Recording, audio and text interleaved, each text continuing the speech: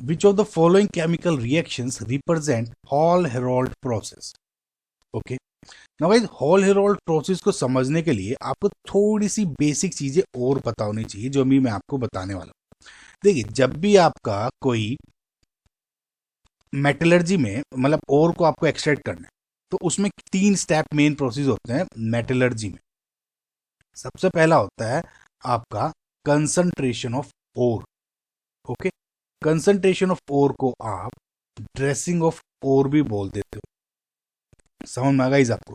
So concentration of ओर या dressing of ore, इसमें जितने जो स्टेप्स होते हैं वो क्या क्या होते हैं, जैसे फिजिकल प्रोसेस भी हैं, कुछ केमिकल प्रोसेस भी हैं।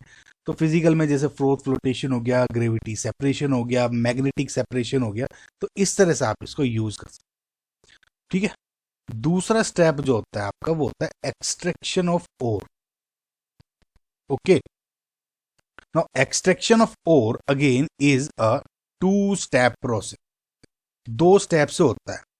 सबसे पहले तो जो कंसंट्रेटेड ओर हुआ, मतलब ये वाला कि आपने ओर को ग्राइंड किया, पीसा, उसकी फिजिकल प्रोसेस किया, उसका केमिकल प्रोसेस किया। उसके बाद जब उसका एक्सट्रैक्शन करते हो यानी एक्चुअल मेटल निकालना है जब, तो उसमें 2 स्टेप है। पहला स्टेप हो गया आपका जो कन्वर्जन है आपका फ्रॉम ओर टू इसका ऑक्साइड। अभी आपको एग्जांपल दूंगा और आपको समझ में आ जाएगा। जो भी आपका कंसंट्रेटेड ओर है उसको जब आप ऑक्साइड में कन्वर्ट कर देते हो उसके, तो उसको ये पहला।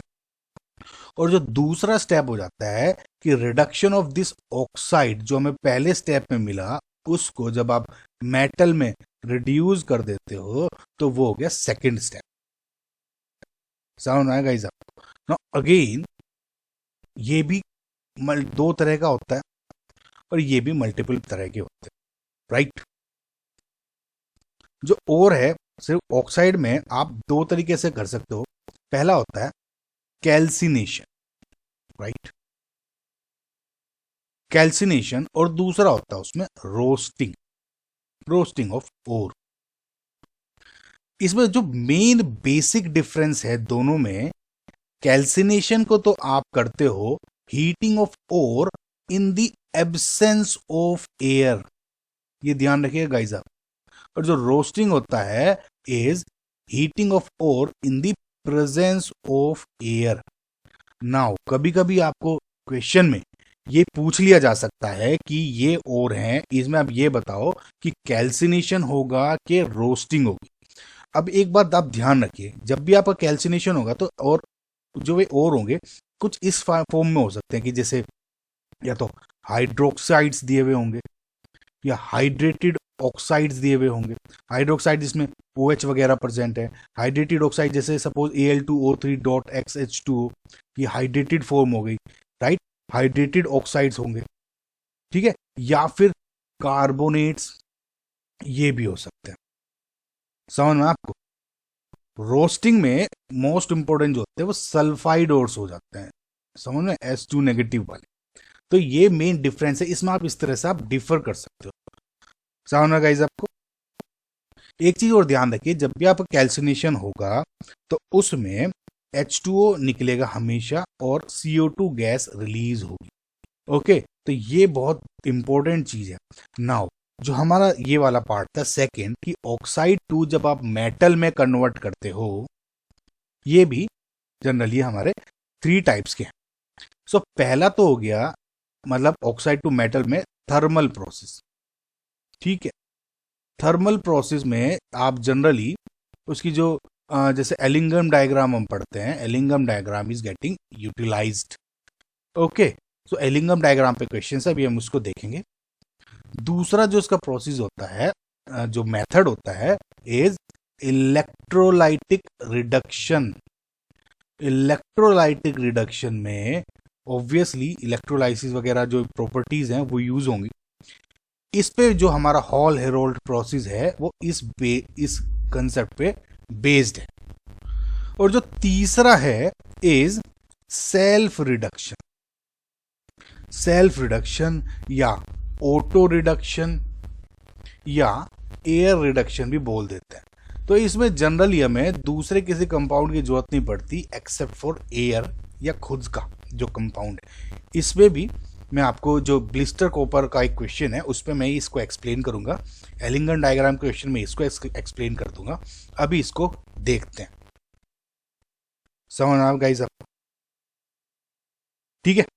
सो अब एक बात और देखिए कि जो आपका इलेक्ट्रोलाइसिस होगा, राइट, यानी जो ये सेकेंड मेथड हम यूज कर रहे हैं, electrolytic reduction is always use to reduce those metals which are high electropositive elements.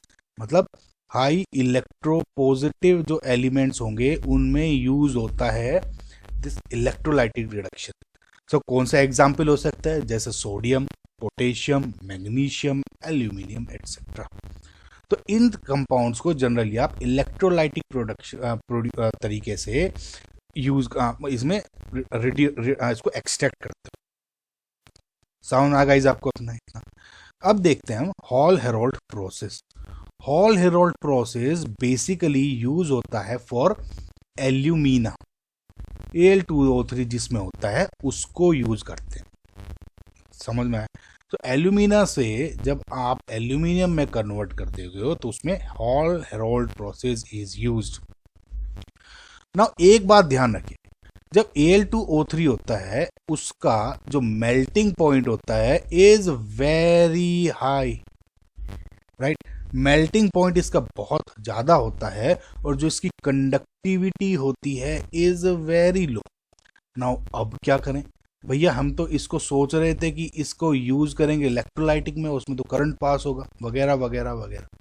तो इस ड्रॉबैक को ओवरकम करने के लिए हम इसमें एक कंपाउंड ऐड करते हैं। मतलब या तो आप CaF2 ऐड कर दो या फिर आप क्रायोलाइट ऐड कर सकते हो। क्रायोलाइट बहुत बार पूछ लिया जाता है, CaF2 एक बार पहले PYQ में भी पूछा गया हुआ था। तो Na3AlF is cryolite.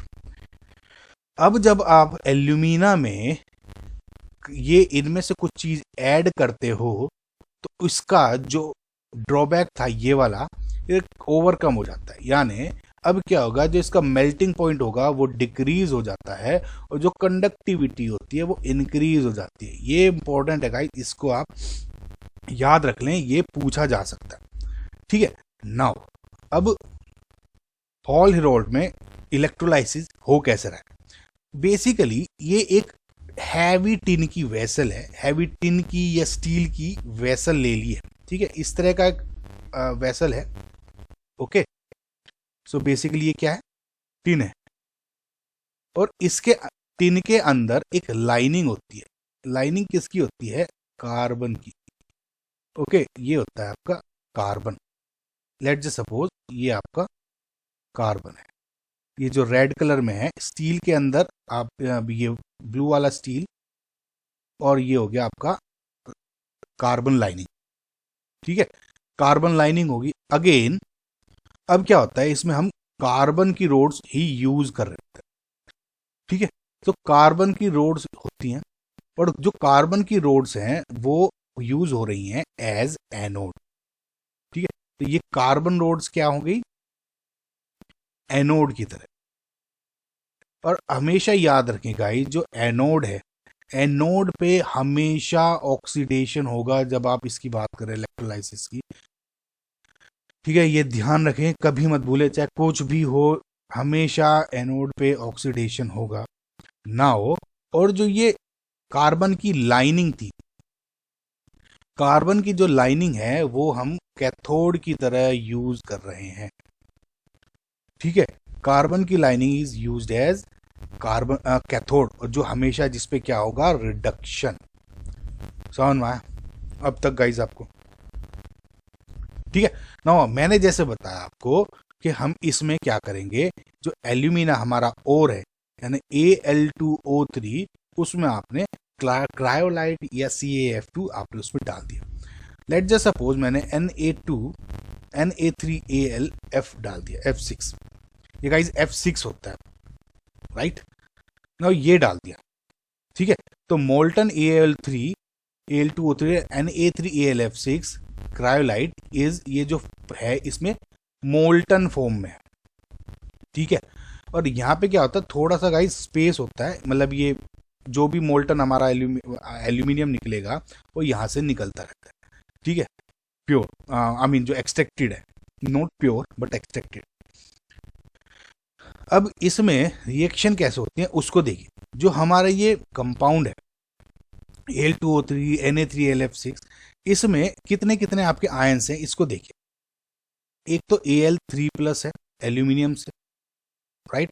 O2 negative है ये वाला, Na प्लस भी है ये वाला, F नेगेटिव भी है ये वाला, एंड Al3 प्लस अगेन ये वाला, ठीक है ना। वो अब क्या होता है ये याद रखिए कि जैसे जैसे जो इलेक्ट्रोड पोटेंशियल है E not, right, electrode potential of any metal जैसे जैसे इंक्रीज होता है, उसकी जो टेंडेंसी है टू रिड्यूस, राइट, वो भी इंक्रीज होती है। अब इसको कैसे समझें, इसको इस एग्जाम्पल से समझें।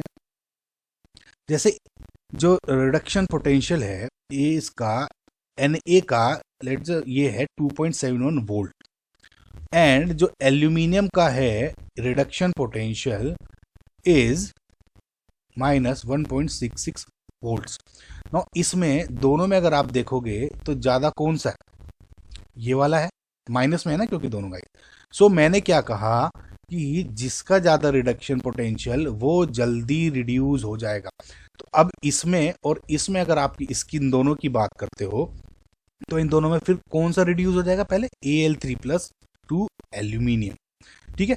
ये इलेक्ट्रॉन ले लेगा 3 इलेक्ट्रॉन, तो ये वाला है, समझ आपको इतना। सो इसको अगर मैं प्रॉपर तरीके से रिप्रेजेंट करूं तो इसको ऐसे देखिए कि एट कैथोड, मैंने आपको बताया था कैथोड पे हमेशा रिडक्शन होगा। तो Al3 प्लस ने तो इलेक्ट्रॉन्स ले लिए, मैं बैलेंस आउट नहीं कर रहा हूं, आप कर लिए ना, एल्यूमिनियम आपका डिपॉजिट हो जाता है, रिडक्शन हो गया इसमें। अब क्या होता है कि एट एनोड, सो एनोड पे क्या होता है, अगेन O2 जो नेगेटिव है वो कार्बन से मिलके यहाँ पे आपका कार्बन मोनोऑक्साइड बना देते हैं और इलेक्ट्रॉन्स निकाल देते हैं, समझ में आएगा इस आपको। तो अब क्या होगा इसके साथ साथ, अब एक बात देखिए, O2 नेगेटिव ने कार्बन को मिला, CO बन गया, 2 इलेक्ट्रॉन निकल गया।